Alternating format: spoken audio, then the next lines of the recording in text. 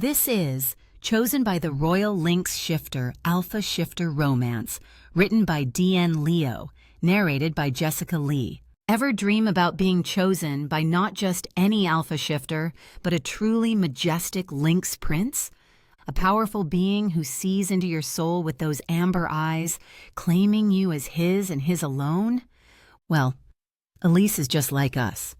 She had dreams too, dreams that shattered when she was rejected by the one she chose to spend her life with. But sometimes, fate has something far more extraordinary in store. Because of that heartbreak, she finds herself chosen by a prince from another realm, a Royal Lynx Shifter who's been watching her, waiting for her. Wild, right? So dream on and lose yourself in this dark romantic fantasy. Don't forget to like and subscribe for more seductive tales of dangerous attraction and forbidden magic. And yes, there's an epilogue with the link below in the description. You can download it now, but you know what to do. Do not listen until after experiencing the whole story. You don't want to upset the alpha. Not this one. So sit back, relax, and enjoy the story. Chapter 1. The scent of setting spray mingled with the chemical tang of fresh paint in Elise's bathroom. Late afternoon sunlight streamed through half-hung curtains, casting golden rectangles across the new marble countertop. Perfect. Natural lighting made all the difference in her work. Elise stepped back, brush poised mid-air, studying the canvas before her. Not canvas, skin. Perfect skin that would soon walk down an aisle while she remained behind, as always. Story of her life, making other women shine for their special moments while her own sparkle had long since faded. Not that she'd admit that to anyone, least of all this beaming bride. "Hold still," she murmured, leaning in to blend the rose gold shimmer at the corner of Jessica's eyes. The bride-to-be sat perched on a bar stool Elise had dragged into the bathroom of her half-renovated Victorian apartment where the lighting was best. The thing weighed a ton, probably leave a bruise on her hip tomorrow, but the client comfort was worth it. Probably. Jessica's eyes fluttered open. Is it too much? Tom likes the natural look. Trust me, Elise said, her voice carrying the quiet authority of someone who had transformed hundreds of faces. He'll still see you, just the most radiant version. She made one final sweep with her brush. There. What she didn't add, and if Tom can't appreciate how gorgeous you look, maybe reconsider the whole marriage thing. She learned to keep those thoughts firmly behind her professional smile. Jessica turned toward the illuminated mirror Elise had set up on the bathroom counter. Professional grade, the one investment she hadn't regretted after the divorce. The bride's breath caught as she took in her reflection. It's perfect. Her fingers hovered near her cheek without touching, afraid to disturb Elise's work. You're actually magical, you know that? Elise smiled, the practiced smile that never quite reached her eyes. Just skilled, 15 years of practice. You really should have your own studio, Jessica said, still admiring her reflection. Why are you doing side gigs in your apartment when you could be running your own place? With your talent, money, Elise said, perhaps too bluntly as she began organizing her brushes. The soft sables, the firm synthetic bristles, each in its proper place. Starting a business requires capital I don't have, and a backbone I lost somewhere between I do and I want a divorce. But let's not get into that. But couldn't you get a loan or one of those? What do they call them? Kickstarters? Elise's hand stilled. It's easier this way. The salon gives me steady income, and these private appointments fill the gaps. The lie tasted familiar on her tongue. Easier wasn't the right word. Safer, perhaps. Less chance of failure. Less chance of putting herself out there only to discover that nobody wanted what she had to offer. Again. Well, their loss is my gain today. Jessica beamed at her reflection again. But seriously, you should manifest it. Manifest it? Elise resumed packing, tucking eyeshadow palettes into their designated compartments in her case. You know, visualization. The universe gives you what you put out there. Jessica's hands fluttered expressively. I manifested Tom, visualized my perfect partner every night for 3 months, and then, boom, there he was at my friend's gallery opening. Elise bit back the response that threatened to escape, that the universe hadn't exactly delivered when she'd hoped desperately for her marriage to work. Had it? Where was her cosmic manifestation when Mark had slept with his assistant? Instead, she nodded politely. I'm glad that worked for you. She'd bite her tongue bloody before raining on this bride's parade. The girl deserved her happiness, even if Elise's inner cynic was rolling her eyes so hard they might fall out of her head. It works for everyone who believes, Jessica insisted, standing carefully, mindful of her hair and makeup. You just have to want it badly enough. I'll keep that in mind, Elise said, snapping her case closed with a finality that felt satisfying. Now, let's get you into that dress. You've got a wedding to manifest. She softened the sarcasm with a genuine smile. Despite everything, she loved this part, seeing the complete transformation, the joy on their faces. It almost made up for going home to an empty apartment filled with half-finished renovation projects and takeout containers for one. The door clicked shut behind Jessica, leaving Elise alone with the echo of excited chatter and the lingering scent of setting spray. Silence settled over the apartment like dust. She exhaled slowly, shoulders dropping as she released the professional mask she wore for clients. She turned back to the bathroom, to the setup still in place, her professional mirror casting her own reflection back at her. Not the glow of a bride, just Elise, tired eyes, hair pulled back in a practical ponytail, foundation wearing thin after a long day. Her fingers traced the edge of the mirror, memory pulling her backward through time. Her own wedding day. 7 years ago now. The church dressing room had smelled of lilies and anxiety, her mother fussing with the veil, her best friend dabbing away a mascara smudge. Everyone buzzing around her like she was the center of the universe, yet somehow she felt hollow, distant from her own special day. 5 minutes, the coordinator had said, poking her head in. And then, alone for those precious seconds before the music started, Elise had heard it. Standing before another mirror, another reflection of herself in white lace and carefully applied makeup. A whisper, so faint she'd almost missed it beneath the muffled organ music. Only a fool would marry anyone but their soulmate. She'd glanced around, finding the room empty. Just nerves, she'd told herself. Of course Mark was her soulmate. The practical choice, the safe choice, the man who'd swept her off her feet with calculated efficiency. Elise, it's time. Her father's voice breaking the moment. She'd walked down that aisle beaming, pushed the whisper aside, and married a man who would betray her 4 years later with someone younger, someone he claimed understood him better. Elise blinked, yanking herself back to the present. Her hand had stilled on the mirror's edge, knuckles white. Soulmate, she whispered to her reflection, the word bitter on her tongue. What a cosmic joke. She should pack up the mirror, finish her invoices, order something for dinner. Instead, she found herself sitting on the bar stool Jessica had vacated, staring into her own eyes. What would it feel like just once to be truly seen? To have a moment that was genuinely precious, not stolen or hollow? To be beautiful and adored not for the mask she created, but for what lived beneath?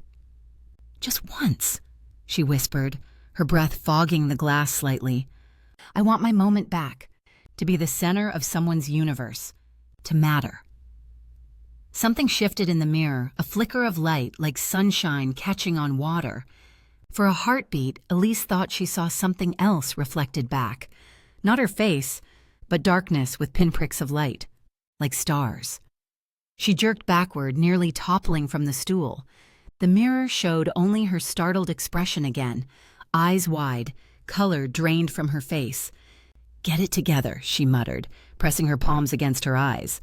Too many late nights renovating. Too many brides with their perfect days. Too many memories. But as she lowered her hands and looked again, she couldn't shake the feeling that something in the mirror was watching her now, studying her with the same intensity she had studied Jessica's face earlier. Something waiting, Chapter 2. Elise scrambled to tidy her living room, kicking a paint-splattered drop cloth behind the half-restored Victorian sofa. Dust motes danced in the morning sunlight streaming through the bay windows that needed reglazing, another item on her endless renovation list. She'd never intended to turn this place into a workspace, but Jessica had a point. The location was prime real estate in the Arts District, the kind of place where women would happily pay extra for boutique beauty services. Not that Elise could have afforded it in a million years on a stylist's salary. "Thanks for nothing, Mark," she muttered, straightening a stack of home renovation magazines. The irony wasn't lost on her. The only good thing her ex-husband had ever given her was this apartment, and he hadn't even meant to. Mark had been so eager to wash his hands of their marriage, to start fresh with Brittany the assistant, that he'd practically thrown the property at Elise in the settlement. Her late aunt had left it to him years ago, a liability in his eyes, too old, too run down, too much character for a man whose aesthetic peaked at beige office furniture and stainless steel appliances. "Keep everything else," he'd said, pen poised over the divorce papers. "Just take this money pit off my hands." Elise had signed before he could reconsider, recognizing the value he couldn't see. In a neighborhood where even studio apartments were selling for obscene amounts, she had a 2-bedroom Victorian with original molding and hardwood floors. A gold mine, if she could ever afford to finish the renovations.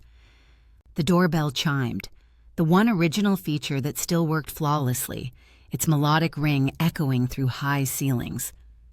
Elise pulled open the heavy oak door to find her second client of the week, a woman with waist-length, silver blonde hair threaded with tiny braids and feathers. Sage, according to their text exchange, probably not her birth name, but Elise wasn't one to judge. "You must be Elise," Sage beamed, clutching an overflowing folder of magazine clippings. "Your building has amazing energy. All these original fixtures." She ran her fingers reverently along the doorframe. "I can feel the history." "Thanks," Elise said, stepping back to let her in. "It's a work in progress." "Aren't we all?" Sage laughed, sweeping into the apartment with a waft of essential oils. "Oh, I love what you're doing with the place, honoring its bones." Elise glanced around at the peeling wallpaper and stacked paint cans. "Still more bones than flesh at this point, but I'm working on it." "Perfect setting for what I need." Sage dropped onto the sofa, folder spilling open to reveal torn magazine pages and printouts. "I want something completely different from the standard bridal look. My fiancé and I are having a hand-fasting ceremony in the Redwoods. No white dress, no church, no rules." Interest sparked in Elise's professional brain, pushing aside thoughts of renovations and ex-husbands. "A hand-fasting? I've never done makeup for one before." "That's exactly why I wanted you." Sage leaned forward conspiratorially. "Jessica showed me her photos. You made her look like herself, but elevated. Not cookie-cutter bridal. I don't want to look like I'm wearing a mask. I want to look like the most magical version of me." For the first time that day, Elise felt a genuine smile form. "I think I can help with that." Sage's eyes lit up. "I knew it. The universe guided me to the right artist." The universe again. Elise managed not to roll her eyes, but just barely.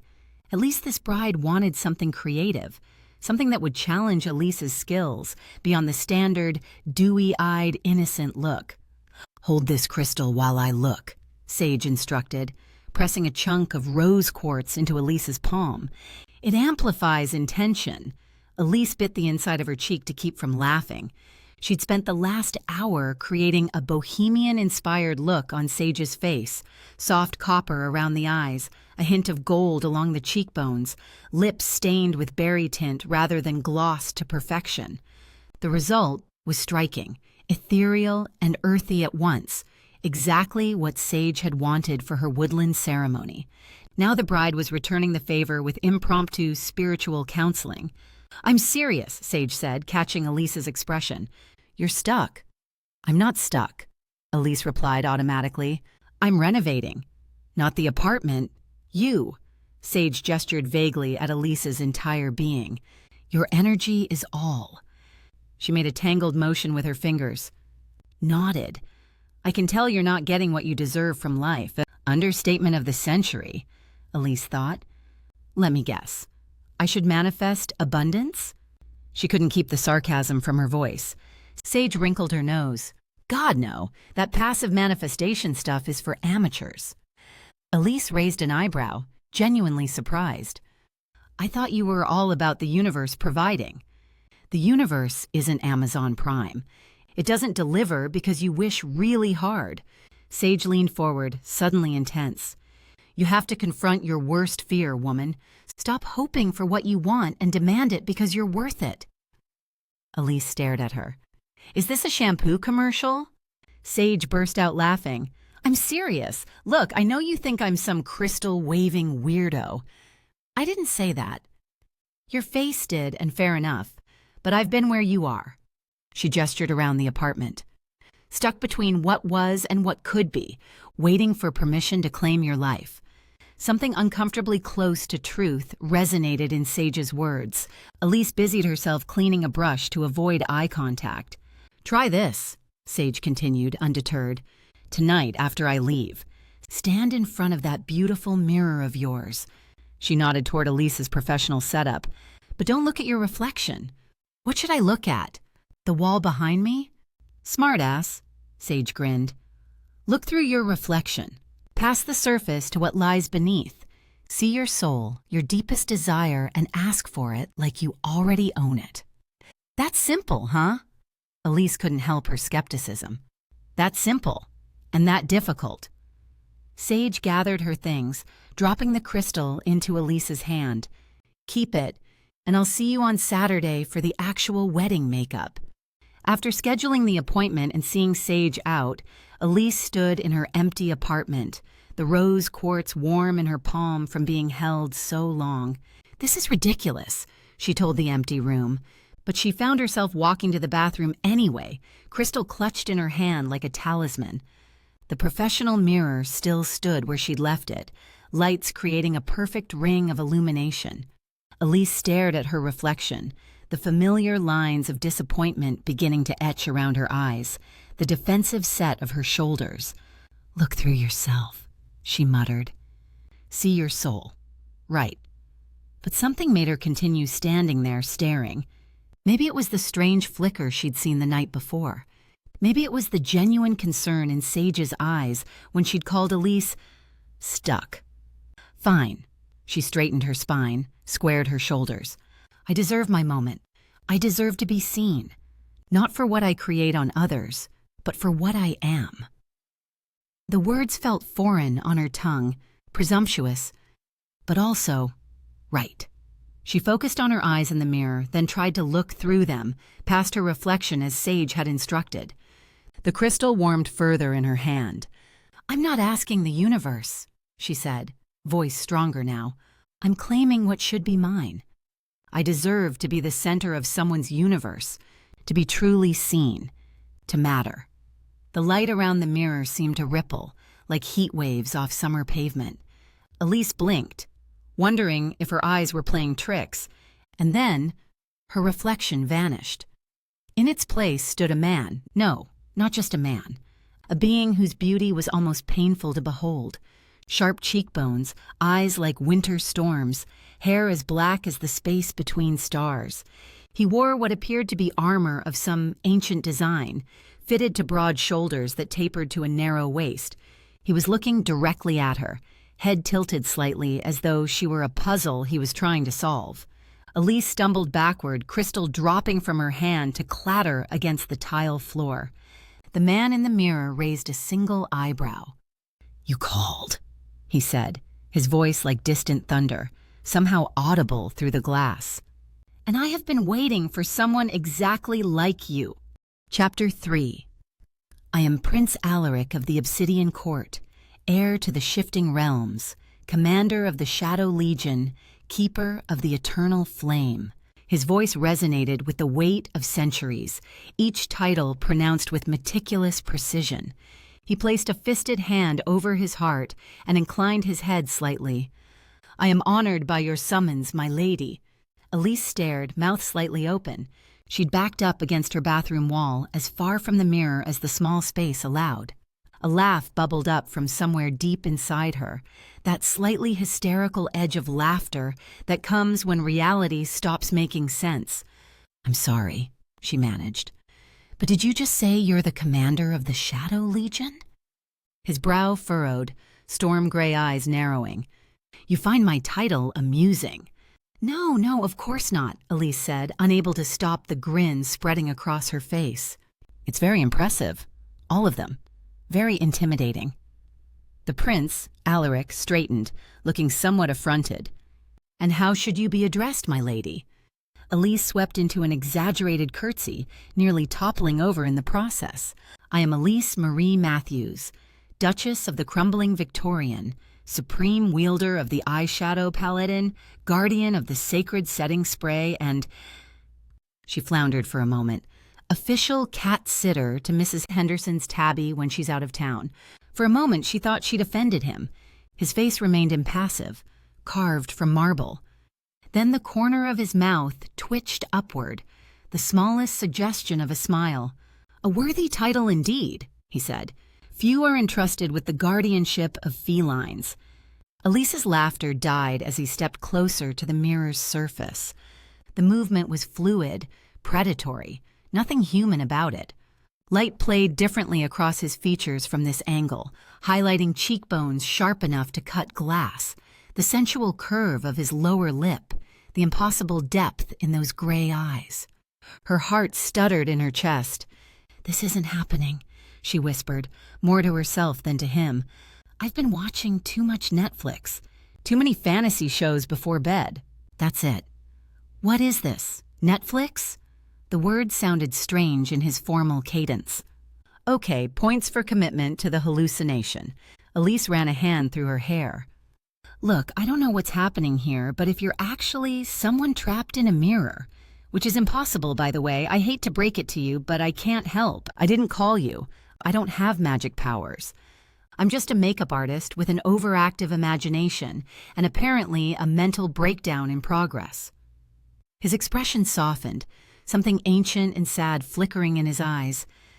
"You did call me, Elise Marie Matthews, not with words meant for me, perhaps, but with truth that resonated through the veil." "What truth?" "Your desire to be truly seen, to matter, to be the center of someone's universe." He spoke her words back to her, verbatim. "Such truth has power. It pierced the barrier that has held me these 3 centuries." Elise swallowed hard. 3 centuries? He nodded once. "A curse binds me to the spaces between reflections. I exist in all mirrors and none. I can observe your world but cannot touch it." "And let me guess." Elise found her sarcasm returning, a shield against the impossible. "You need true love's kiss to break the curse?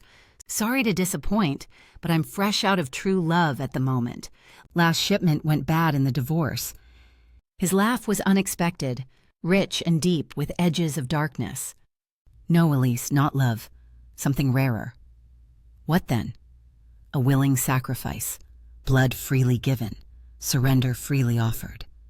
"That sounds significantly worse than a kiss, actually." Elise crossed her arms. "Also vaguely satanic. It is neither good nor evil. It is simply the balance required." He placed his palm against the mirror's surface. "You need not decide now, but perhaps. Would you indulge my curiosity? It has been so long since I've spoken with anyone, even longer since anyone has made me laugh." Something in his voice, the loneliness threaded through it, made her hesitate, made her step forward despite every rational neuron firing warning signals in her brain. "I shouldn't be encouraging this," she muttered.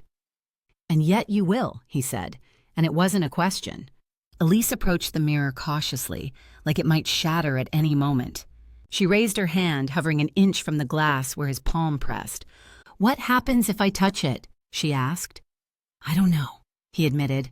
"No one has ever seen me as clearly as you do." Her fingertips pressed against the cool surface of the mirror, aligned with his. For a heartbeat, nothing happened, just glass against skin. Then heat flared where they connected, a jolt like static electricity but deeper, coursing through her veins. The mirror's surface rippled like disturbed water, and for an instant, just the space between heartbeats, she felt warm flesh against her own. Elise yanked her hand back with a gasp, cradling it against her chest. Allaric's eyes had widened, pupils dilated until only a thin ring of gray remained. "Extraordinary," he breathed. "You felt it too." She nodded, unable to form words. "The connection is stronger than I dared hope." Something hungry flashed across his face before he composed himself. "You are more powerful than you know, Elise Marie Matthews." "I'm not powerful at all," she protested. His smile was predatory now, confident. "Then how did you breach a barrier that is held for 300 years? How did you pull me from endless darkness into your light?" He leaned closer to the glass. "You called, and I answered. The question now is, what will you do with me?" Chapter 4.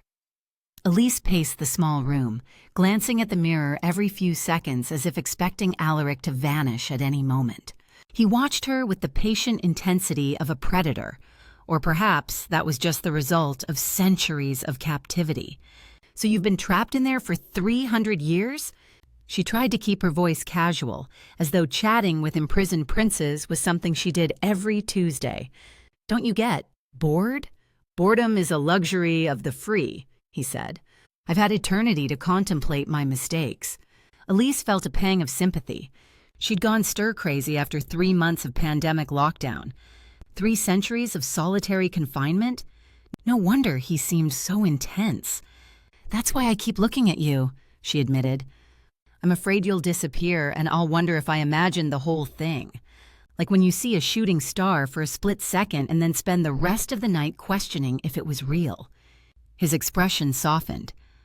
"I am quite real, I assure you." Then, with a hint of uncertainty, "And you? What is it that you do in your realm, Elise Marie Matthews?" "I make people beautiful." The words came automatically.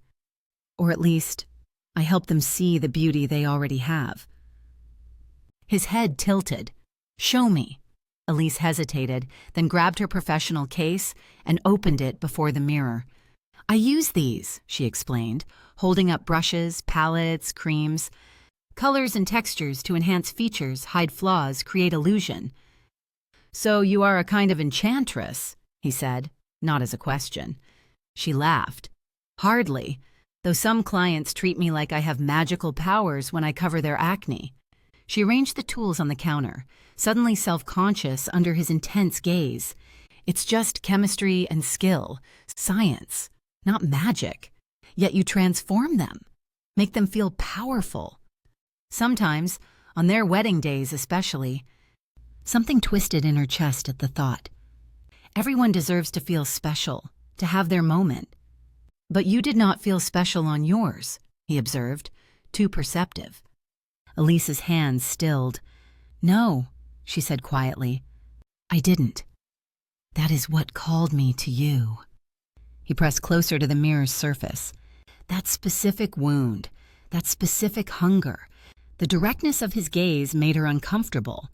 "About that," she said, deflecting, "I had a weird moment last night. I wasn't actually trying to summon a fictional prince from the mirror dimension." One eyebrow arched. "Fictional? You know what I mean." She waved a hand dismissively. "I was just, I don't know, having a pity party, taking back what's mine." It was an emotional moment, not a magical one. "Magic and emotion are often the same force viewed from different angles," he said. "Your will was strong enough to breach the barrier that's held me for centuries." "So it's willpower, not blood sacrifice?" Elise perked up. "Because honestly, the blood thing is a deal breaker. It requires both." He traced a pattern on his side of the glass. "Will calls, blood binds, surrender transforms." "Huh. Well, what if we try a different approach?" She snapped her fingers. "Are you hungry? 300 years without a meal has to be rough." A surprised laugh escaped him. "Food cannot pass through mirrors." "How do you know? Maybe no one's tried hard enough."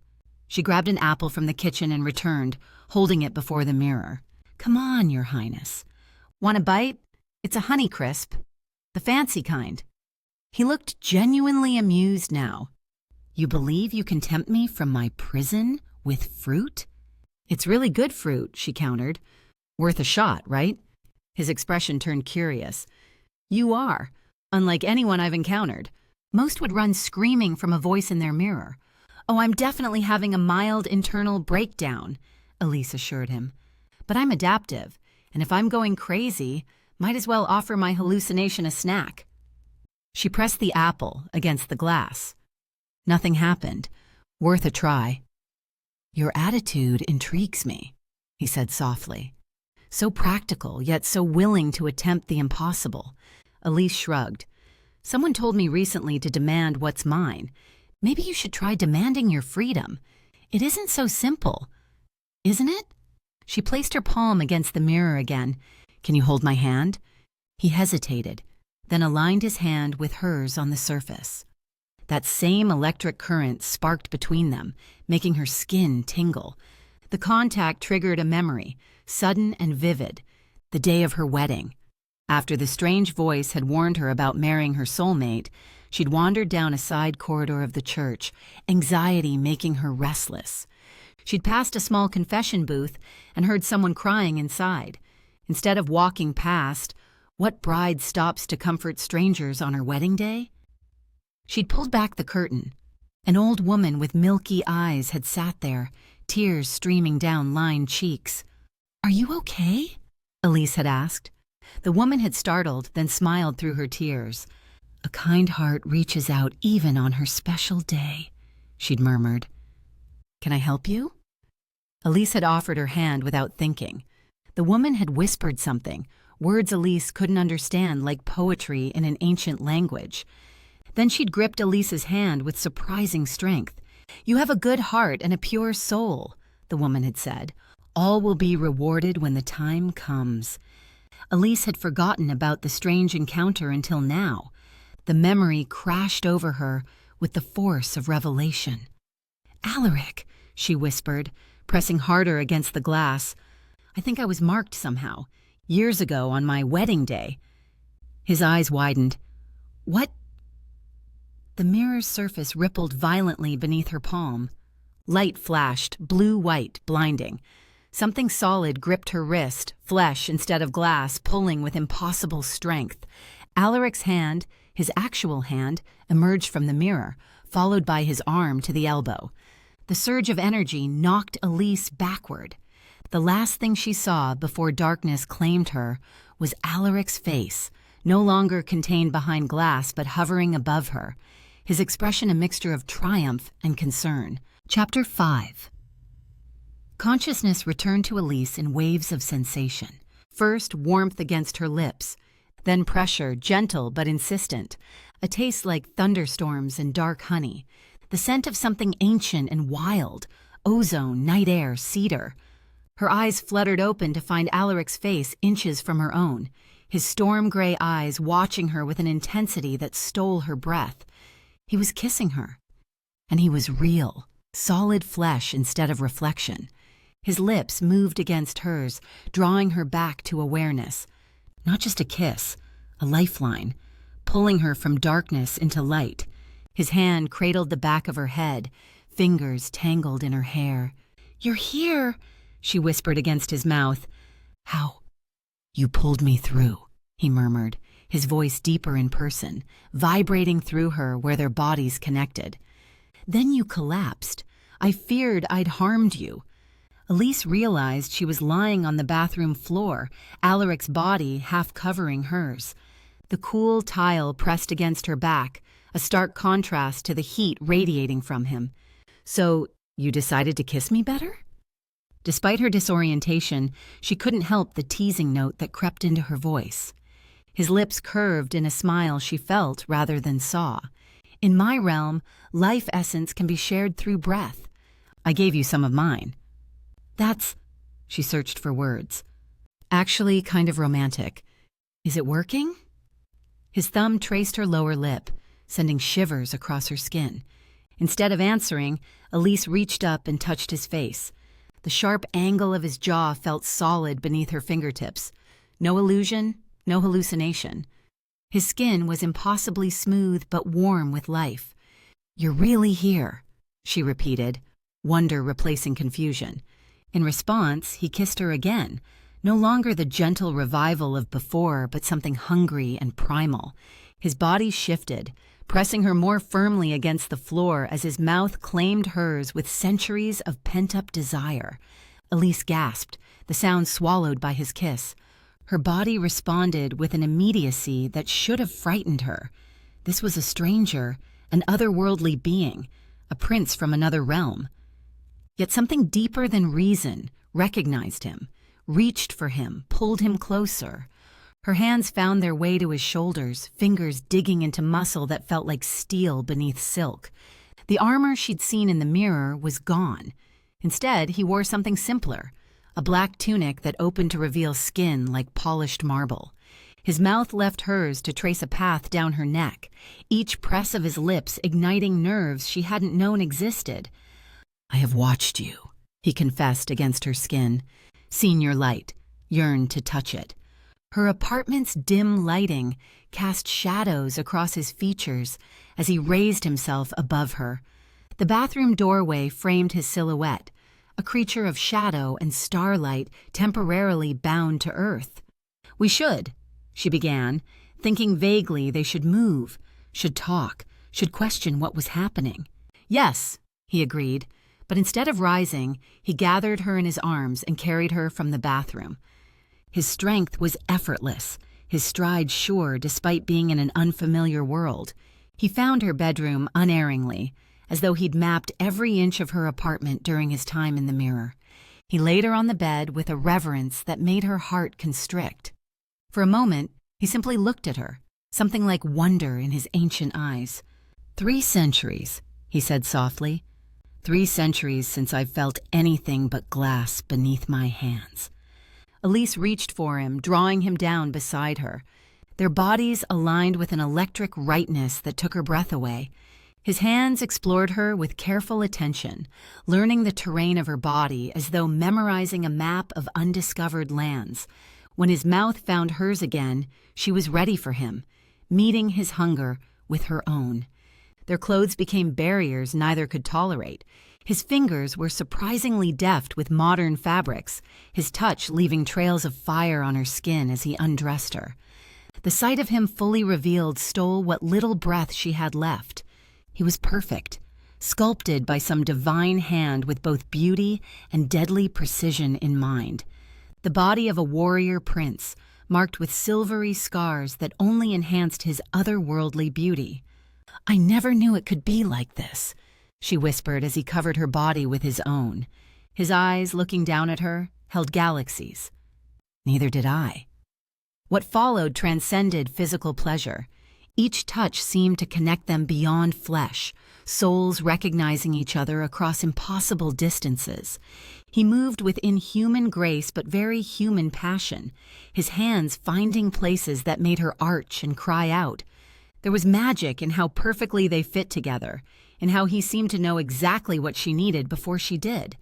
When they finally joined, the sensation was so overwhelming that tears sprang to her eyes, not from pain but from something deeper, a recognition that she was experiencing something singular and irreplaceable. Allaric whispered words in a language she didn't understand, but somehow comprehended in her bones. Words of possession and belonging, of finding and being found. She had never been loved like this, with such focused intensity, such devoted attention. Mark had always been distracted, his mind elsewhere even in their most intimate moments. But Allaric was completely present, his entire being concentrated on her pleasure, her responses, her breath. Her body responded in ways she hadn't known it could, building towards something that felt too vast to contain within her human form. When release finally came, it crashed through her like a wave breaking against cliffs, powerful enough to reshape stone. Allaric followed her over that edge, his body tensing above her, his voice breaking on her name. For a moment, something shifted in his features, something inhuman flashing beneath his skin, the hint of his shifter nature emerging in passion. Afterward, he gathered her against him, his heartbeat gradually slowing beneath her palm. The impossible had happened in her bedroom, on her discount mattress with its mismatched sheets. She'd made love to a being from another realm, a prince who had stepped through her mirror and into her life. "I never expected this," she confessed into the quiet darkness. His fingers traced patterns on her bare shoulder. 3 centuries of captivity and freedom tastes sweeter than I ever imagined. He pressed his lips to her forehead. "Because of you, Elise. Only you." Chapter 6. Morning light filtered through Elise's half-hung curtains, casting golden rectangles across the bedroom floor, across her naked prince, across the very real, very solid man from another realm who lay beside her, his arm draped possessively across her waist. Reality crashed back with jarring force. This wasn't a dream. A mythical shifter prince had materialized from her mirror, and she'd just had the most intense sexual experience of her life with him. Allaric's eyes opened, instantly alert in a way no human would be upon waking. Those storm-gray irises fixed on her face, studying her reaction. "You're wondering if you've lost your mind," he said, his voice rough with sleep but still carrying that otherworldly resonance. The thought crossed my mind. Elise sat up, pulling the sheet with her. Last night's abandon felt distant in the harsh light of morning. That, or I'm still unconscious on my bathroom floor. He rose in one fluid motion, unself-conscious in his nakedness. Every movement reminded her he wasn't human, too graceful, too precise. "I assure you, this is quite real." He crossed to the window, peering out at the city beyond. "Though I confess, I don't know what happens now." "That makes 2 of us." Elise found her robe and shrugged it on. "Maybe start with who you actually are, beyond the impressive title collection." His expression darkened. "I was crown prince of the Obsidian Court, a shifter in my prime." His fingers traced the edge of the curtain. "My father ruled the shadow realms with wisdom for 7 centuries. Was? I was attacked in my chambers during the new moon ritual. Poisoned, I believe, though I felt it too late." His jaw tightened. "I heard my father's roar, a call for help. I went to him, despite the poison slowing my blood." Allaric's eyes grew distant, seeing another time, another world. Then, nothing. Darkness. Emptiness. When I awakened, I was trapped between worlds, able to see but not touch, speak but rarely be heard. "You don't know who attacked you?" Elise stepped closer, drawn by the raw pain in his voice. "I have suspicions." His expression hardened. "My father's brother had 3 sons, each more ambitious than the last. Do you have any control over where you go next?" The question slipped out before she could stop it. "I mean, if you go back to the mirror, could you find your way home?" "I have no control at all." The bitter truth of it resonated in his voice. "I am adrift between realms, caught between worlds. Before you, no one had seen me in centuries." As if triggered by his words, Allaric suddenly doubled over, a harsh gasp escaping his lips. His skin paled, veins darkening beneath the surface like ink spreading through water. "What's happening?" Elise rushed to his side. "The mirror," he groaned. "It pulls me back." From the bathroom, a low humming started, growing in intensity until it vibrated through the floorboards. A pale blue light pulsed from the doorway. Allaric stumbled, as if being dragged by an invisible force. His body jerked toward the bathroom. "I can't resist." Elise grabbed his arm, digging her heels into the carpet. "Fight it!" The apartment erupted into chaos. Picture frames crashed from walls. Books flew from shelves. Windows rattled in their frames as the humming intensified into a bone-shaking drone.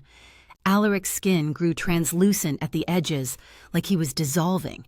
Elise wrapped her arms around his waist, using her body as an anchor. They slid across the floor together, the pull growing stronger by the second. "What do we do?" she shouted over the cacophony. "I don't know." His features contorted with pain. "The mirror is my prison.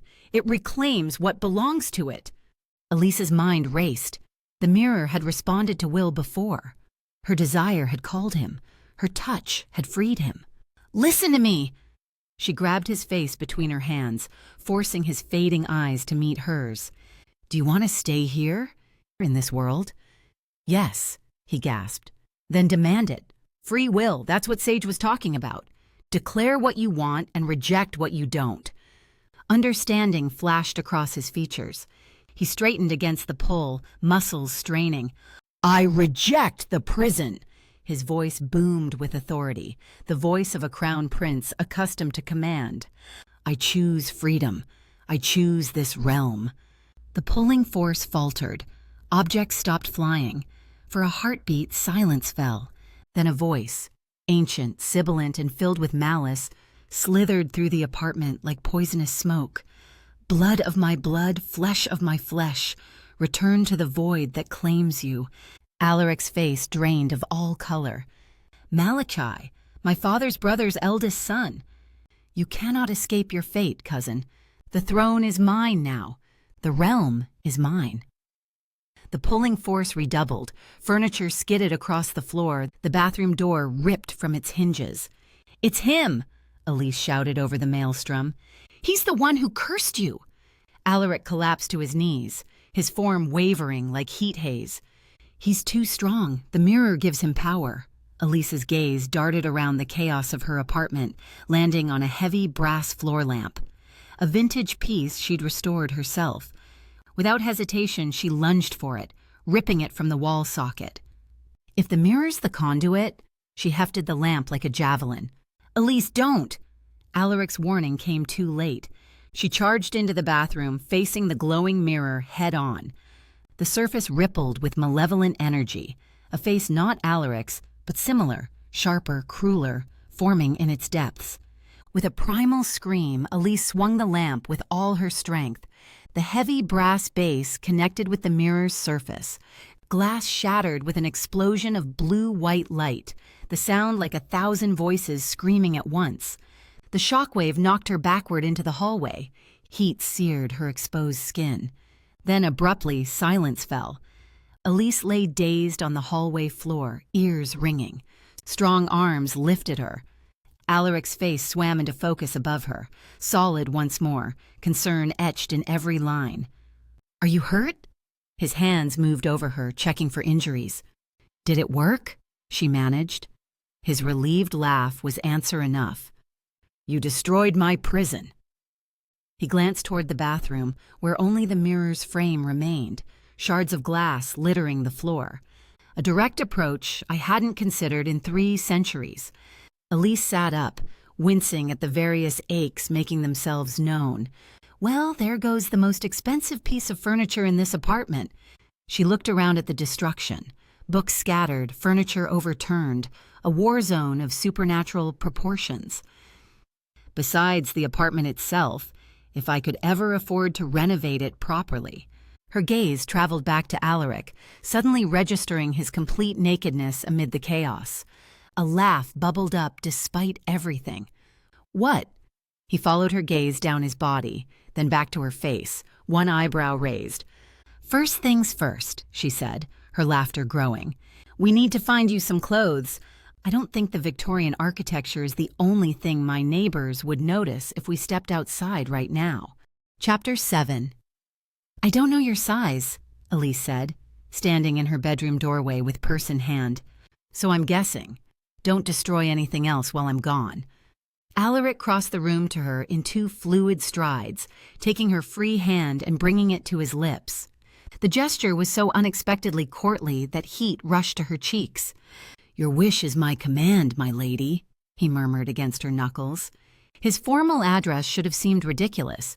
She was standing there in leggings and an old NYU sweatshirt, for God's sake. But something about the way he looked at her made her feel like she was draped in silk and diamonds. Like a princess. Like someone precious.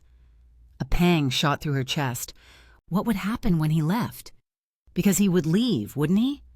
Men always left. Especially the ones who looked at you like you mattered. She cleared her throat. Before I go, I have to ask, what kind of shifter are you exactly? You mentioned it, but... His eyes gleamed with something ancient and wild. Would you like me to show you? That mischievous smile was new and dangerously appealing. As long as you don't eat me, I've got errands to run. I would never harm you, Elise. His expression turned serious. "But perhaps step back. Give me room." She retreated to the doorway, clutching her purse like a shield.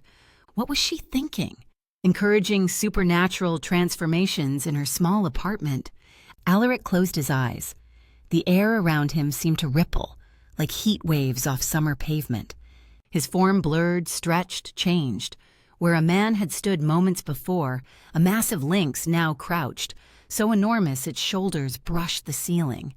Golden eyes with vertical pupils fixed on her, intelligent and amused. Its tawny coat gleamed in the morning light, spotted and striped with black markings. The beast's tail, longer than her entire body, knocked over a lamp, then swished through her bedroom window, sending the curtain rod clattering to the floor. "Holy shit!" she breathed. "You're huge!" The lynx made a sound suspiciously like a chuckle. Then the air rippled again, and Allaric stood before her, gloriously, completely naked. The towel lay in shreds at his feet, and beneath him, her vintage reading chair had collapsed into kindling. "Oops," he said, looking down at the destruction with genuine remorse. Elise couldn't help it. She burst out laughing. "Well, there goes another piece of furniture. At this rate, I'll be sitting on the floor by dinner." He stepped carefully over the broken chair, utterly unself-conscious in his nudity. "I apologize. I forget sometimes how confined your world is. At least I know you're not invincible," she said, trying and failing to keep her eyes at face level. Sue her. The man was a work of art. "If someone tortures me for your weaknesses, I can honestly say I don't know them, except that you're too big for my apartment." His expression darkened. "If anyone tried to harm you—" "Joke, Allaric. That was a joke." She patted his chest, then immediately regretted it when her palm tingled from the contact. "Focus, Matthews. But speaking of potential doom, what happens if your enemies from your world come looking for you here? Should I be worried about more evil mirror cousins?" He guided her to sit on the edge of the bed, then crouched before her, his expression grave. "Creatures from my realm typically cannot travel here unless they possess immense power. Even then, they must take over existing forms in this world." "Like possession?" He nodded.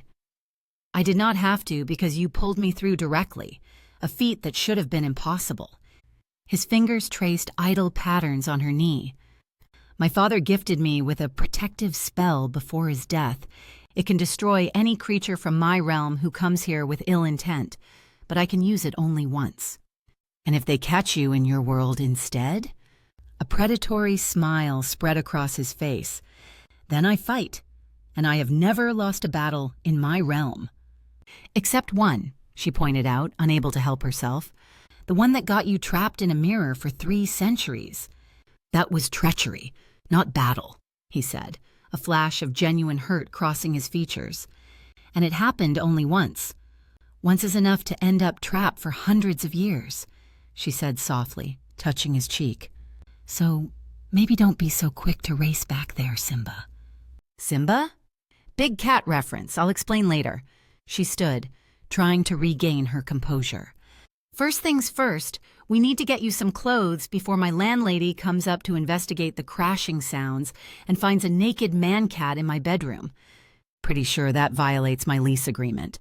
He rose with that inhuman grace, towering over her. "As you wish. Though I find your world's obsession with covering the body puzzling. Says the guy wearing armor in all his mirror appearances. That was ceremonial," he protested, "for intimidation. Well, trust me when I say nothing about—" She gestured vaguely at his entire naked form. "This would fail to intimidate the general public. So, clothes. I'll be back in an hour." She turned to leave, but he caught her hand, spinning her back to him with effortless strength. Before she could react, his lips were on hers, a kiss so tender it made her knees weak. "Return safely to me," he murmured against her mouth. "Oh, I am in so much trouble," she thought as she forced herself to step away. No one had ever looked at her like she was the center of the universe before. Not even close. "I'll endeavor to keep your dwelling intact," he said with that blend of formality and dry humor that was becoming familiar. "Though I make no promises should another sorcerer attempt to reclaim me. Let's hope the mirror was a one-time portal." Elise tried not to stare at his chest. "Priorities. Focus. I'll be back in an hour. There's food in the fridge if you get hungry." His expression told her he had no idea what a fridge was. "The cold box in the kitchen," she clarified. "Just stay inside, and maybe don't answer the door." "I've observed your world for centuries," he reminded her. "I understand the concept of discretion." "Says the naked prince sitting on my bed." She grinned, then slipped out before he could respond. Chapter 8. The discount store. 3 blocks over wouldn't have been her first choice for outfitting royalty. But beggars couldn't be choosers, and her bank account was decidedly in the beggar category after last month's plumbing repairs. Elise found herself standing in the men's department, utterly lost. What size would fit a 6-foot-something warrior prince with shoulders like a linebacker and the waist of a gymnast? Nothing in her experience with Mark had prepared her for this. Her ex had been decidedly average in all dimensions. She grabbed jeans in 3 different sizes, t-shirts that looked stretchy, and packages of boxer briefs that promised comfort for men of all sizes, a claim she seriously doubted applied to shifter royalty. The cashier raised an eyebrow at her armload of men's clothing. "My cousin," Elise explained, the lie awkward on her tongue. "His luggage got lost. Airlines, you know." The cashier nodded sympathetically. "My brother-in-law got stuck in Cleveland for 3 days with nothing but what he was wearing. Hope your cousin's not stuck here that long." Elise forced a smile. "Me too." Shopping bags in hand, Elise cut through the small park that bordered her neighborhood. The normalcy of it all struck her as absurd.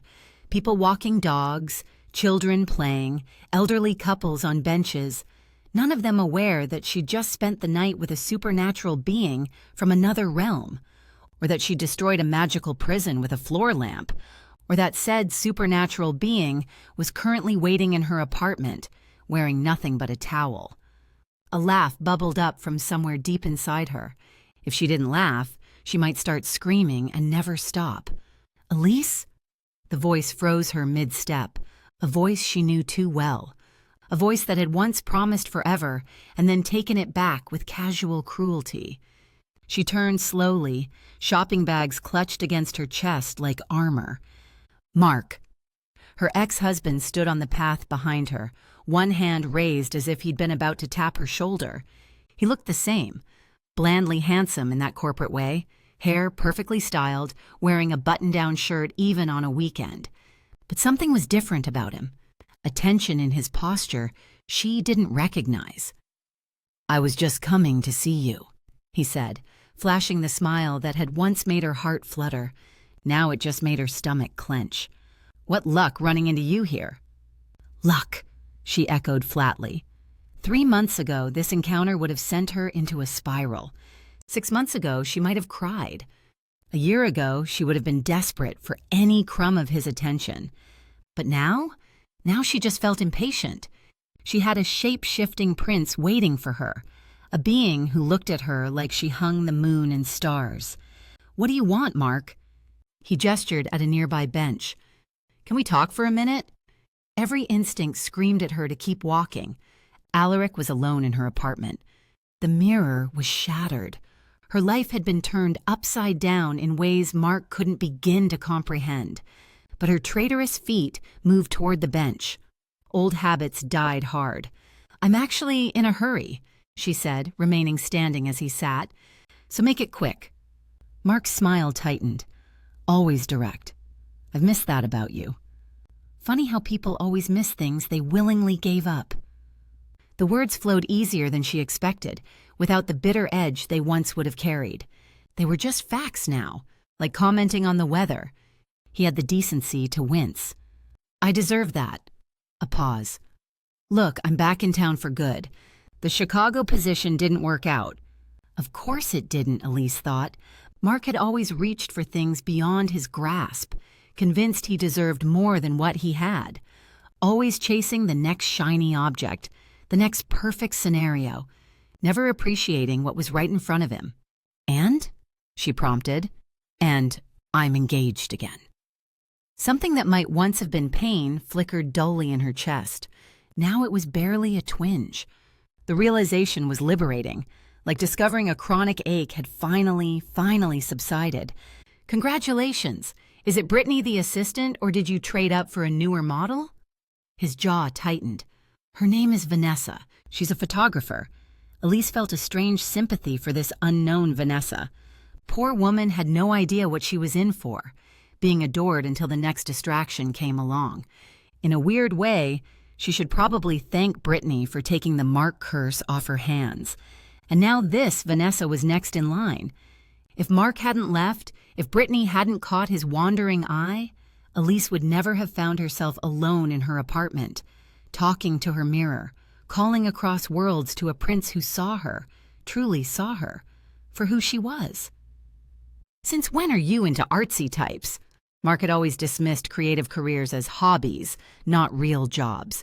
He'd barely tolerated her makeup artistry, constantly suggesting she get a real career with benefits and retirement plans. "People change," he said, defensive. "Anyway, she's looking for a studio space, and I remembered your apartment. The location is perfect for what she wants to do." Clarity dawned with icy precision. "You want to buy my apartment? I'm prepared to make a very generous offer." He leaned forward, all business now. "Let's be honest, Elise. You can barely afford the maintenance on that place.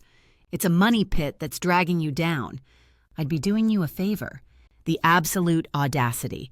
He probably thought he was being kind, magnanimous even, offering to buy the one thing he'd let her keep from their marriage, the thing he'd considered worthless at the time. "My apartment isn't for sale," she said, her voice calm but firm, not the tentative tone she'd have used before, not asking permission or seeking approval, just stating facts. "Not to you, not to anyone. Don't be difficult about this." His voice hardened. "Be practical for once. That place is too much for you to handle alone." Once upon a time, those words would have landed like arrows, piercing her confidence, making her question herself. Now they bounced off, weightless. "I'm managing just fine." Elise stood, gripping her shopping bags. "That apartment is my home, Mark. It's where I'm building my life, the life I want, not the one someone else thinks I should have." She thought of Allaric waiting for her, of how it felt to be the center of someone's universe, even if just for a moment.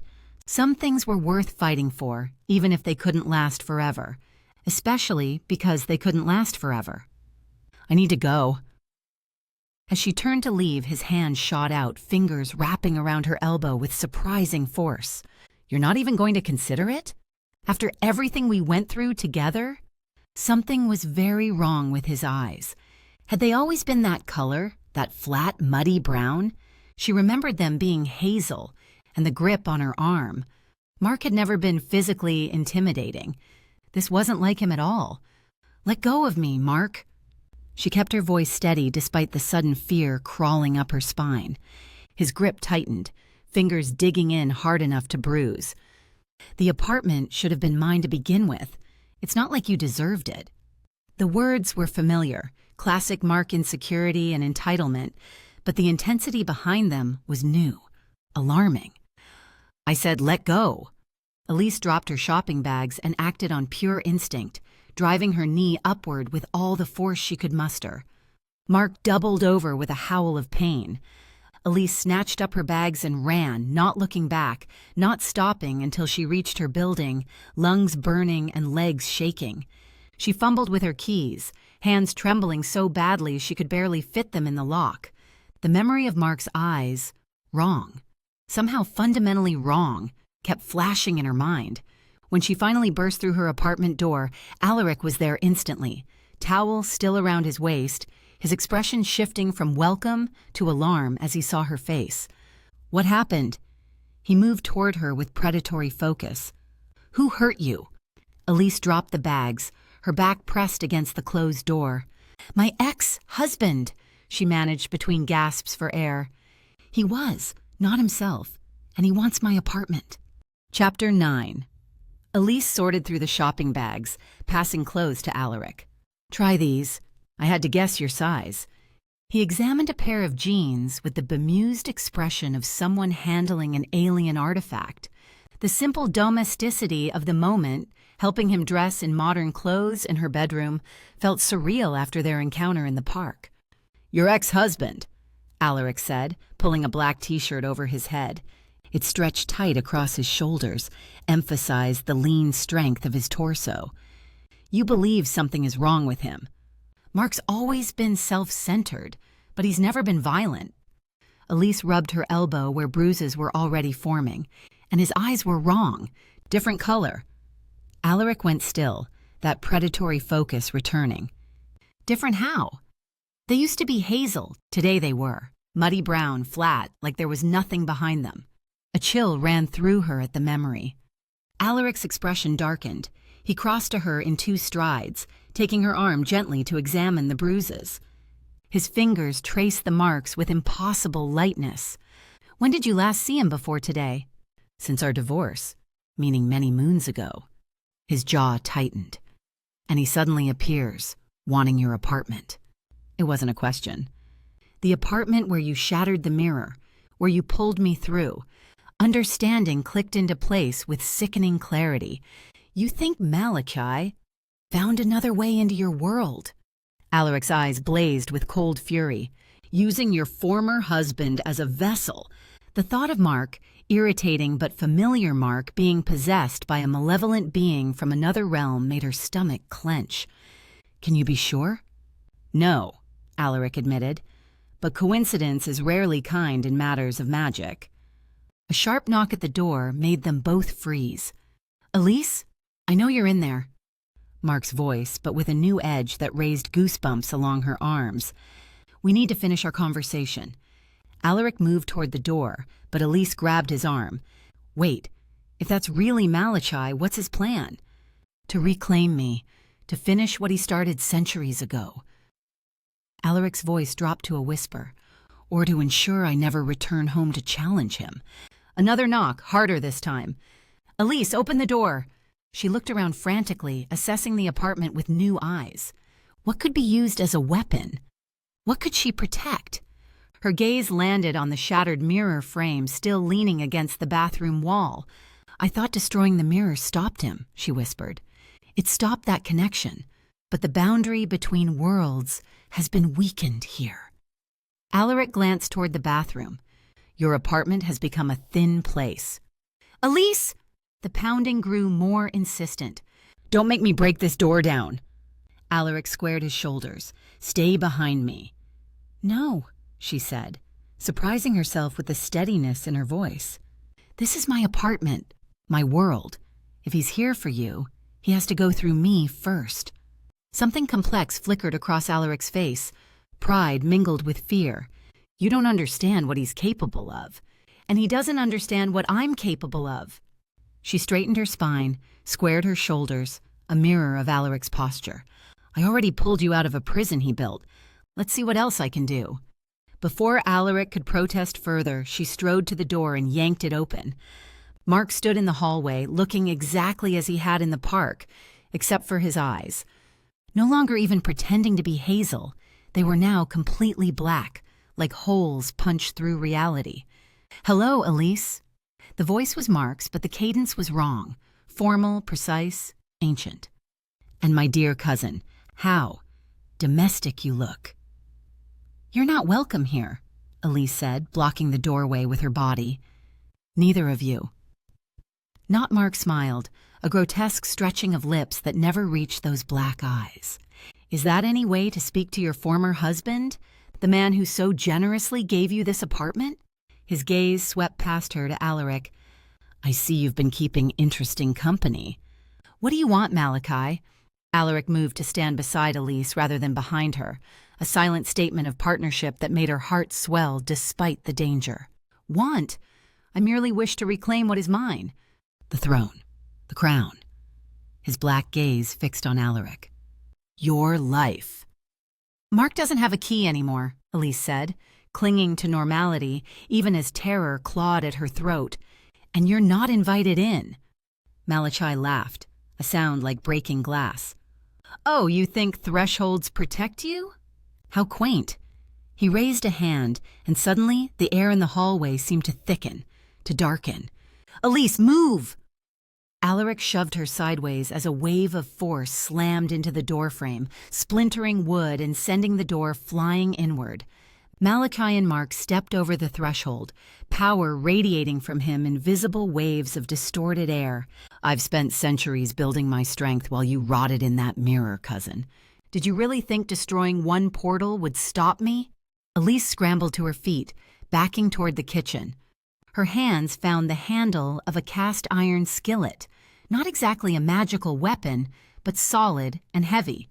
This apartment belongs to me now, Malachi continued, his gaze sweeping the space possessively, a perfect anchor point between realms, where the barriers have already been compromised. Allaric moved with preternatural speed, placing himself between Malachi and Elise. You always were ambitious, cousin, but you forget yourself. His voice carried the weight of command, of royalty. I am the rightful heir to the Obsidian Court. No amount of treachery changes that. Rightful, Malachi spat. Your father was weak. The realms needed strength, vision. His black eyes gleamed. I gave them both. You gave them tyranny, Allaric growled. Innocent blood. Such sentiment from the great warrior prince. Malachi's gaze shifted to Elise.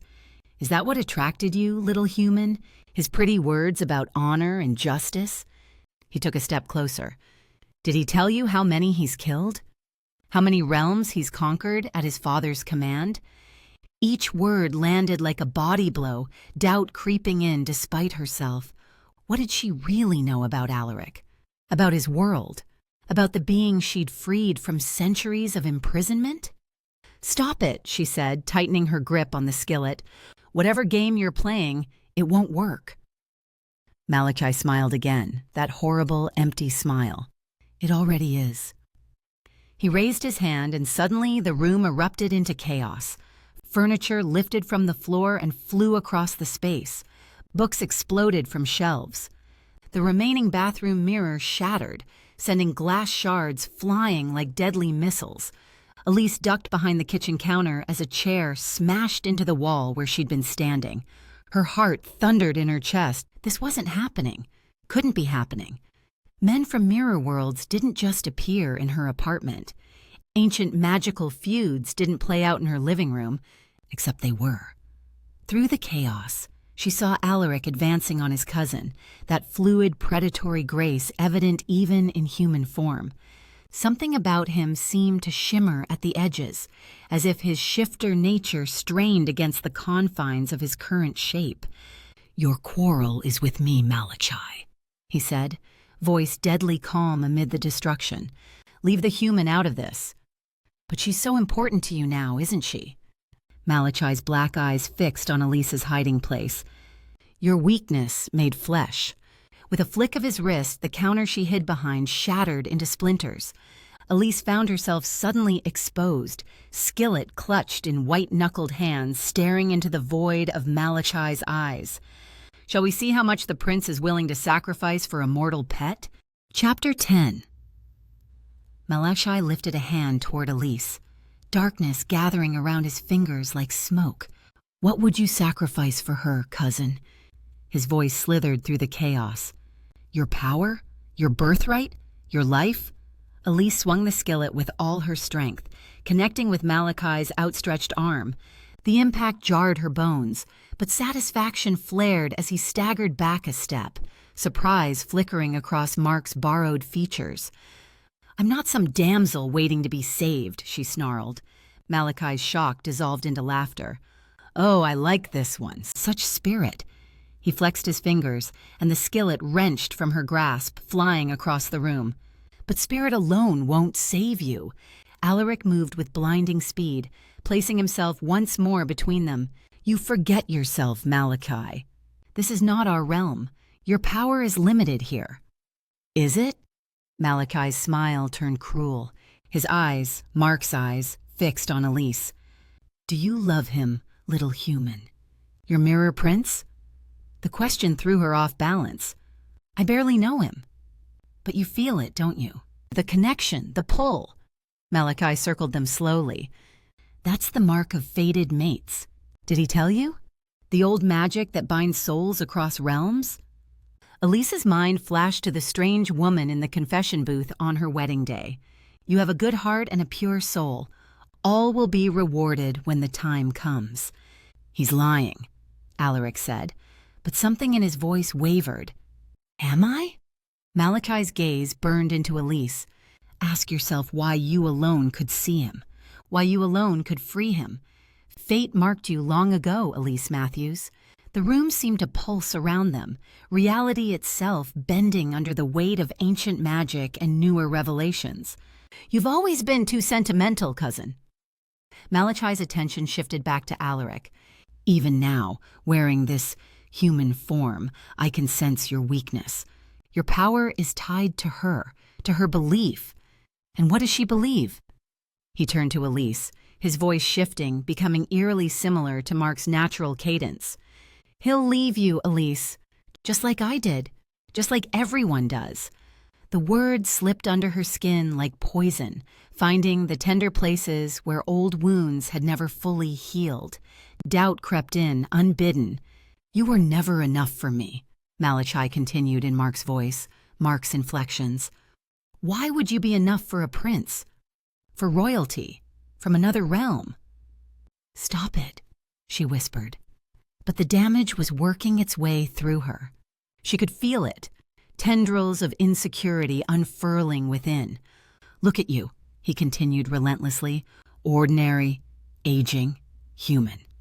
Something shifted in the air between her and Allaric, a weakening, a dimming. His form seemed to flicker slightly at the edges. What's happening to him? She gasped. Malachi's smile was triumphant. His power here is tied to your belief, your trust, in him, in yourself, in the bond between you. He stepped closer. And I've had years of practice knowing exactly how to make you doubt yourself, haven't I, Elise? Allaric struggled to maintain his form, fighting against the weakening caused by her faltering confidence. Don't listen to him, he urged. He twists truth with lies. Does he? What do you really know about this prince, about his world? Malachi's words were Mark's words now, that familiar tone of condescension she'd endured for years. You've always been naive, Elise, always wanting fairy tales. Each word landed like a physical blow. Allaric's connection to this world, to her, was visibly weakening. I survived our marriage, she said, finding her voice. I survived your betrayal. I rebuilt my life. Did you? Or are you still that same desperate woman looking for someone to make her special? The cruel accuracy gutted her. Wasn't that exactly what she'd wished for in front of the mirror? To be the center of someone's universe? To matter? Allaric dropped to one knee, his form wavering more dramatically now. She could almost see through him in places, as if he were becoming a ghost. He can't help you, Malachi pressed. He can't even help himself. With a gesture, he sent a bolt of dark energy slamming into Allaric, knocking him backward into the wall. The prince crumpled to the floor, gasping. Even with your doubt weakening him, he could still be dangerous. Malachi advanced on Allaric. I think it's time to finish what I started centuries ago. Fear exploded through Elise, not for herself, but for Allaric. Whatever doubts she had about herself, about them, about this impossible situation, one thing was suddenly crystal clear. She couldn't let Allaric die. No! She lunged toward them, but Malachi flicked his wrist. An invisible force pinned her against the opposite wall. Watch, he commanded. Watch as I take everything from you. Again. Malachi loomed over Allaric, dark energy gathering around his hands like living shadow. Any last words, cousin? Before I remove you from the succession permanently? Allaric looked past Malachi to meet Elise's eyes. Even weakened, his gaze held the same intensity that had first captured her through the mirror. I'm sorry, he said softly. You deserved better than to be caught in our war. How touching. Malachi raised his hands for the killing blow. The mighty prince undone by sentiment. Time seemed to slow. Elise strained against the invisible bonds holding her, mind racing. Malachi had said Allaric's power was tied to her belief, her confidence, her trust in their connection. The woman in the confession booth, the mark of fate, the way she'd been able to see Allaric when no one else could for centuries. What if it wasn't just a coincidence? What if it wasn't just desperation or loneliness that had drawn them together? What if, for once in her life, the fairy tale was real? "I believe in you," she shouted, the words tearing from her throat. "I believe in us." Allaric's gaze locked with hers across the chaos of the destroyed apartment. Something passed between them. Recognition, connection, power. Malachi's hands descended toward Allaric's chest, only to meet resistance as Allaric's form solidified completely, strength visibly returning to his limbs. He caught Malachi's wrists in a grip that made the usurper cry out in pain. "Impossible," Malachi hissed. "She's nothing, a mortal woman."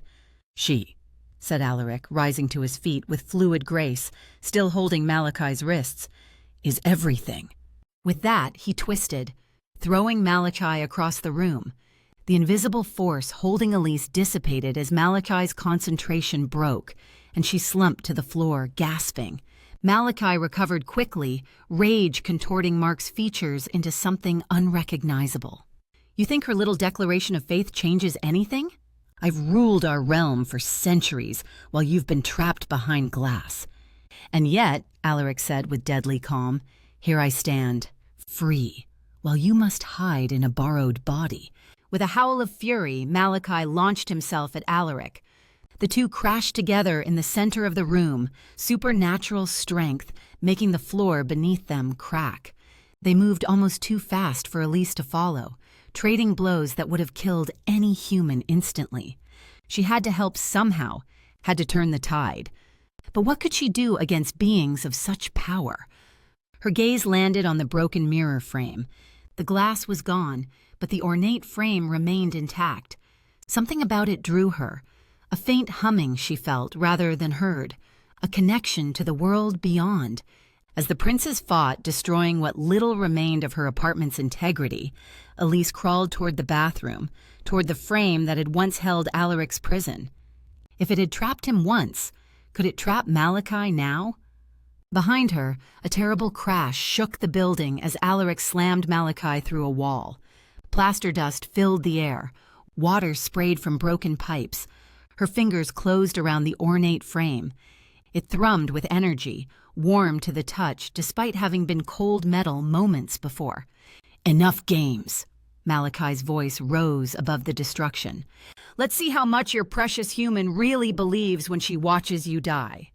Elise turned just in time to see Malachi plunge what looked like a shard of darkness directly toward Allaric's heart. Chapter 11. Time slowed as the shard of darkness plunged toward Allaric's heart. Elise screamed, the sound dragging from her throat as if through water. In that suspended moment, Allaric met her eyes across the battlefield of her ruined apartment. Something passed between them. Deeper than words, older than time. A recognition. A choice. His lips moved, forming words she somehow understood despite the chaos. "For you." Light erupted from Allaric's palm as he pressed it against Mark's chest, not attacking Malachi but the vessel containing him. Golden fire spread outward from his hand, encasing Mark's body in a web of shimmering energy. "What are you doing?" Malachi shrieked, his darkness momentarily held at bay by the golden light. "You can't." "My father's final gift," Allaric said, his voice resonating with ancient power. "The one protection I was granted. I use it now." Horror dawned on Malachi's borrowed face. "No, you need that to return, to protect yourself." "I choose how to use what is mine." Allaric's voice was implacable, royal.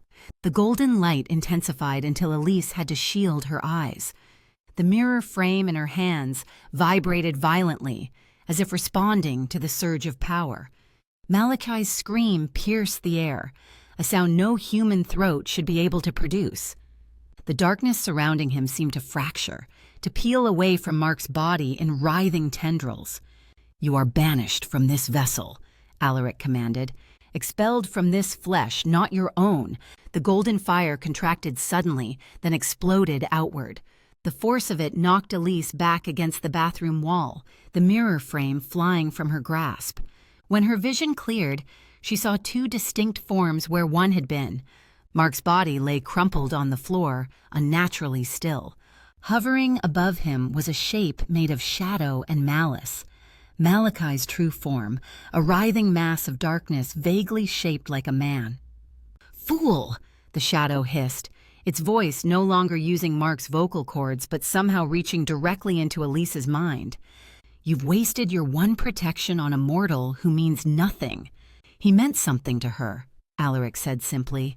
That was enough. The shadow creature lunged toward Allaric, who was visibly weakened from using his protective spell. Without the power to banish Malachi completely, he could only dodge, barely avoiding the creature's grasp. Elise scrambled for the mirror frame, an idea forming. If mirrors were portals between worlds, perhaps the frame still retained some of that power, even without the glass. "You're vulnerable now, cousin," Malachi gloated, circling Allaric. "Your father's spell was all that stood between you and my vengeance." Allaric straightened, facing the creature without fear. "Then take your vengeance and be done with it."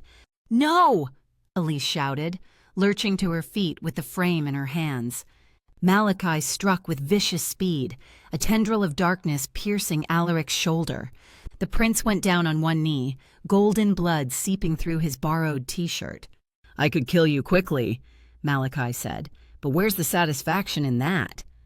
Better to watch you bleed out slowly, knowing you wasted your only protection on a human." Elise moved behind Malachi, mirror frame raised like a weapon. If she could just get the creature to touch it. But Malachi sensed her approach. Without turning, he sent a bolt of darkness flying toward her. It struck her chest with the force of a battering ram, sending her flying backward into the wall. Pain exploded through her body as she collapsed, the mirror frame clattering beside her. "Elise!" Allaric tried to rise, only for another tendril of darkness to slam him back down. "I'll deal with you first," Malachi told him, "then take my time with your pet human."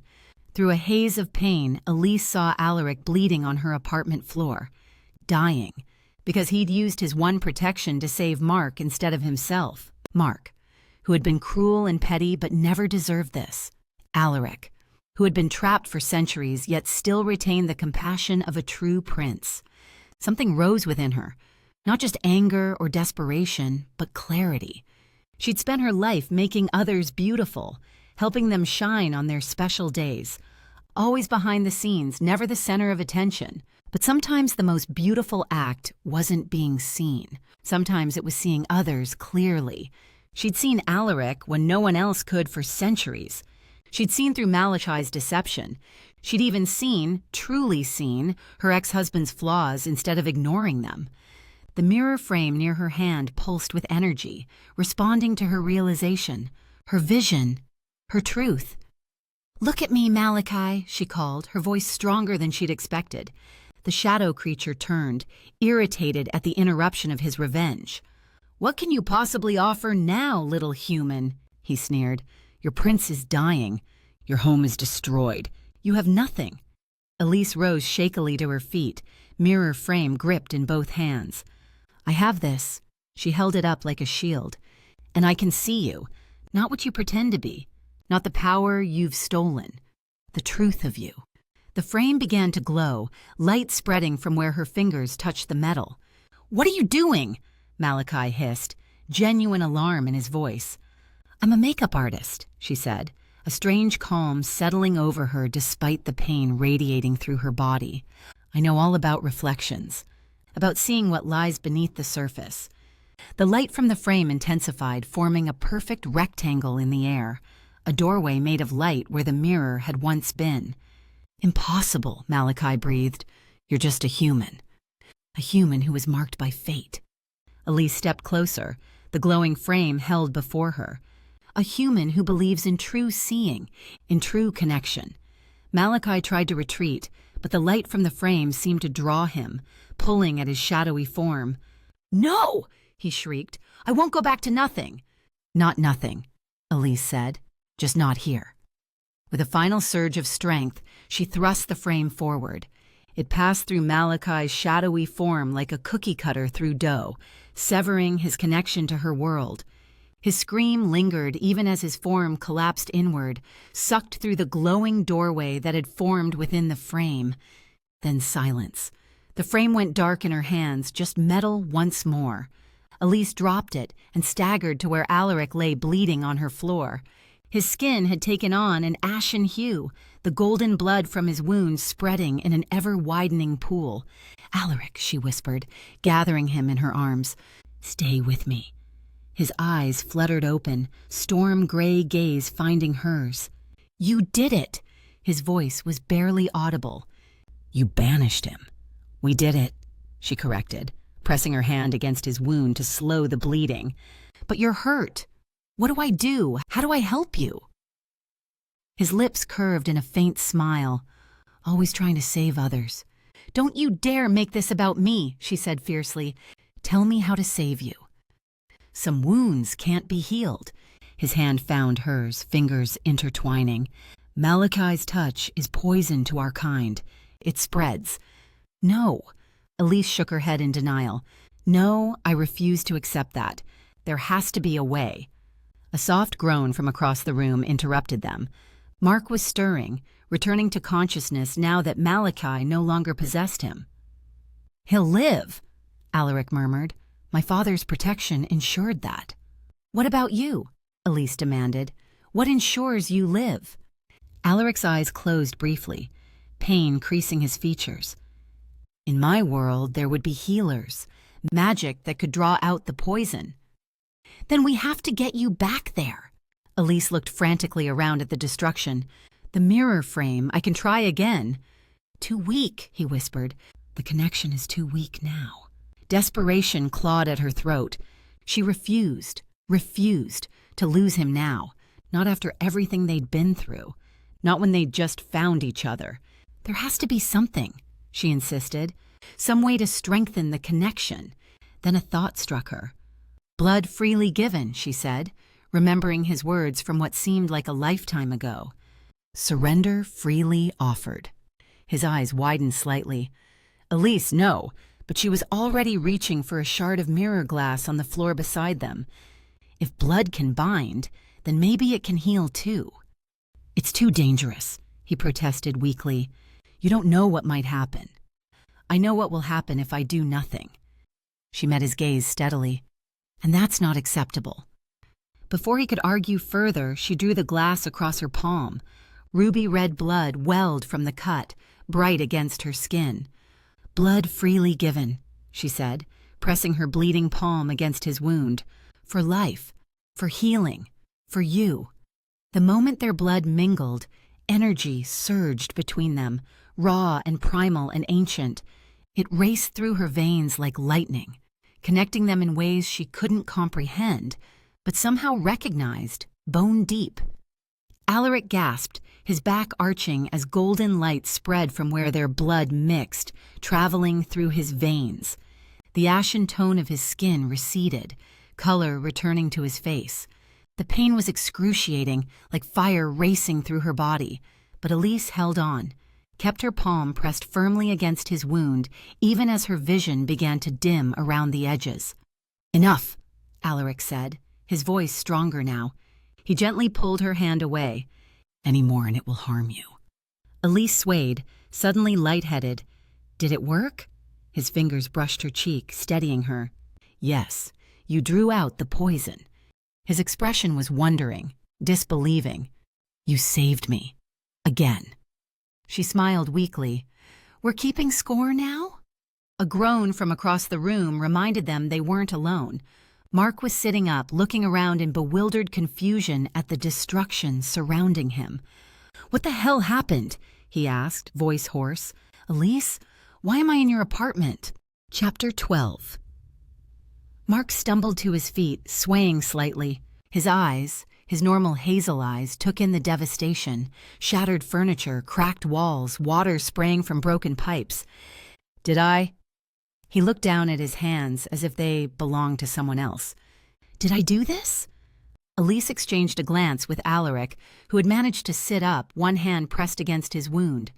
The bleeding had stopped, but he still looked pale. Not exactly, she said carefully. You weren't yourself. Mark's brow furrowed. The last thing I remember is walking to your building. I wanted to talk about the apartment. His gaze landed on Allaric. Who's this? A friend. Elise helped Allaric to his feet, supporting his weight as best she could. Mark, you should probably go home, get some rest. But what happened? Why can't I remember? Panic edged into his voice. I feel like I've been drugged or something. You were influenced, Allaric said, his voice steady despite his weakened state. But it's over now. Mark stared at him, then back at Elise. For once, he seemed at a loss for words. I don't understand any of this. You don't need to, Elise said gently. Just go home, Mark. You're okay now. That's what matters. He ran a hand through his disheveled hair, his expression lost. Did I hurt you? He noticed the bruise on her elbow. Oh God, did I do that? The genuine horror in his voice reminded Elise that whatever his flaws, Mark had never been intentionally cruel or violent. That had been all Malachi. It wasn't you, she assured him. Mark took a few unsteady steps toward the door, then paused, looking back at them. Something in his expression shifted, a moment of clarity or perhaps resignation. You know, he said quietly, I always worried you'd find someone who saw you more clearly than I did. His gaze lingered on Allaric. You deserve to be happy, Elise. I think maybe I always knew that, even when I was too selfish to admit it. The sincerity in his voice caught her off guard. This was the Mark she'd first fallen for, the one who occasionally surfaced between bouts of self-absorption. Take care of her, Mark said to Allaric. There was no challenge in it, just a simple request. Allaric straightened slightly, meeting Mark's gaze. She needs no protection from me, he said. But I would be honored to remain by her side if she permits it. Mark nodded once, then turned and left, picking his way carefully through the debris of the broken doorway. The moment he was gone, Allaric's strength seemed to waver. Elise guided him to the one intact piece of furniture, a small love seat that had somehow survived the supernatural battle. We need to get you to a hospital, she said, though she had no idea how to explain golden blood to human doctors. No, he shook his head. I'll heal now, thanks to you. His fingers traced the cut on her palm.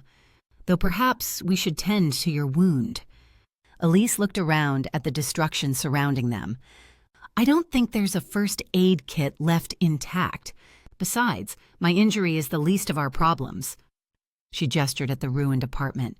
I don't even know where to start with this. Water continued to spray from broken pipes. Plaster dust hung in the air.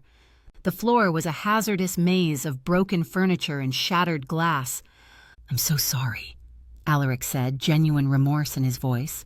My family's war has destroyed your home. It's just stuff, Elise said, surprised to find she meant it. It can be replaced. Not all of it.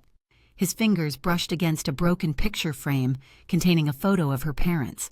She picked it up, carefully removing the photograph from the damaged frame. The important parts survived. She looked up at him. Like you. They sat in silence for a moment, the reality of what they'd survived, what they'd done, settling around them like the falling dust. You banished Malachi, he finally said, with nothing but a mirror frame and your will. I got lucky.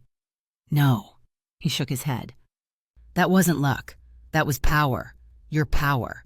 I'm just a makeup artist, she reminded him. You are so much more. His eyes held hers with that intense focus that still made her breath catch. You've saved me 3 times now. From the mirror, from being pulled back, from Malachi's poison. Wait, I'm confused. Are you actually keeping score? She tried to smile, but her face felt stiff with dried tears and plaster dust. You knew, he said, ignoring her attempt at humor, about the blood bond, about its power to heal.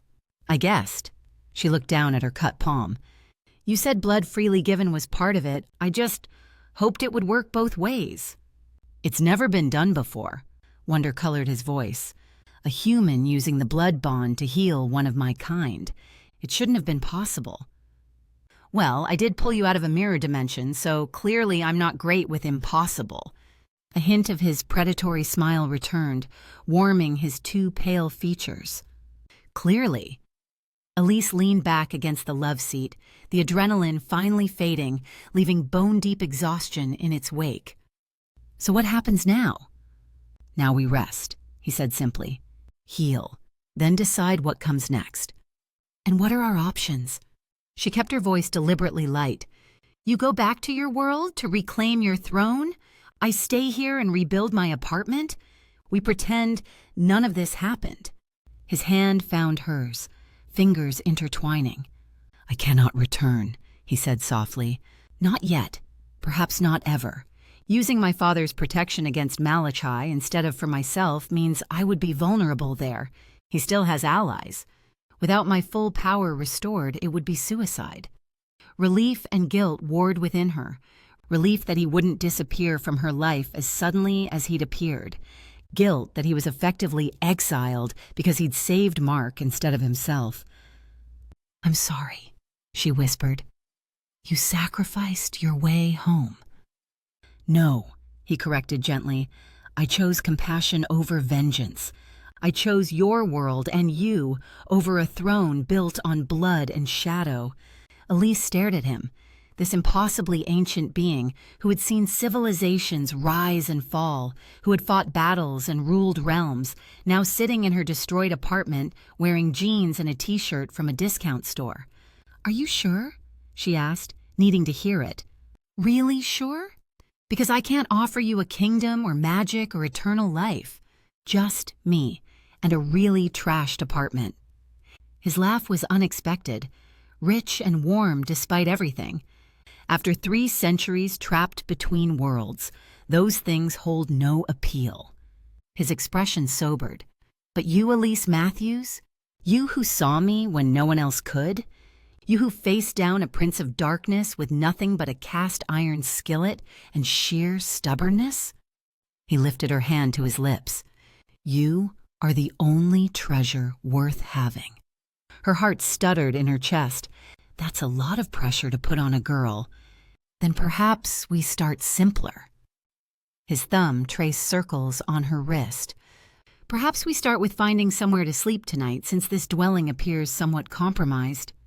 Elise gave a startled laugh, the practicality of the suggestion breaking through the surreal quality of the moment. I think I know a place. And then we figure out the rest, she said, together.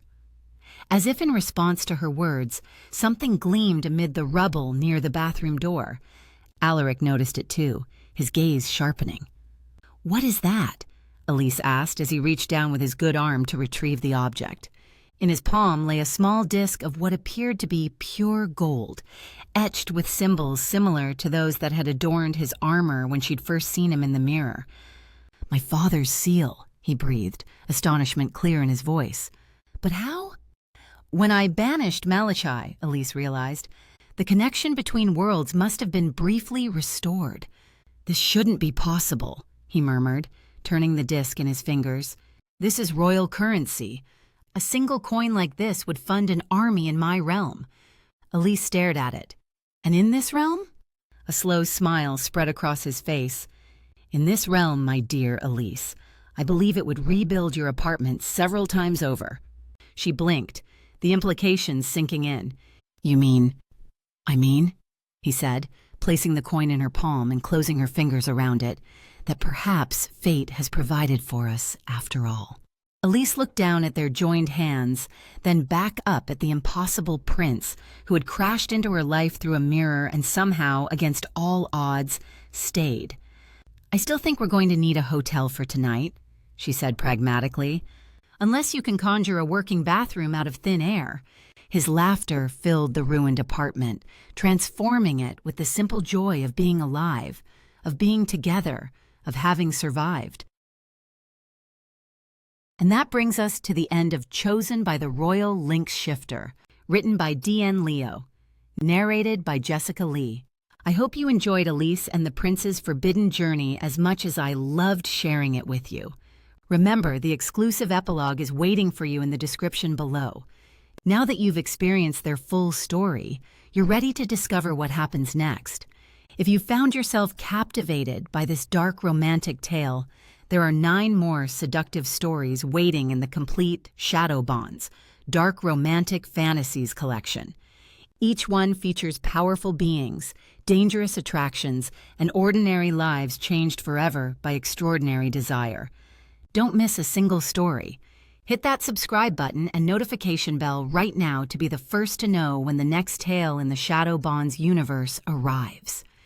And if you enjoyed being chosen by the Royal Lynx Shifter, show your appreciation with a like. Your support means everything and helps others discover these dark romantic fantasies too. Until next time, where another forbidden bond awaits in the shadows. This is DN Leo and Jessica Lee, bidding you sweet dreams and even sweeter nightmares.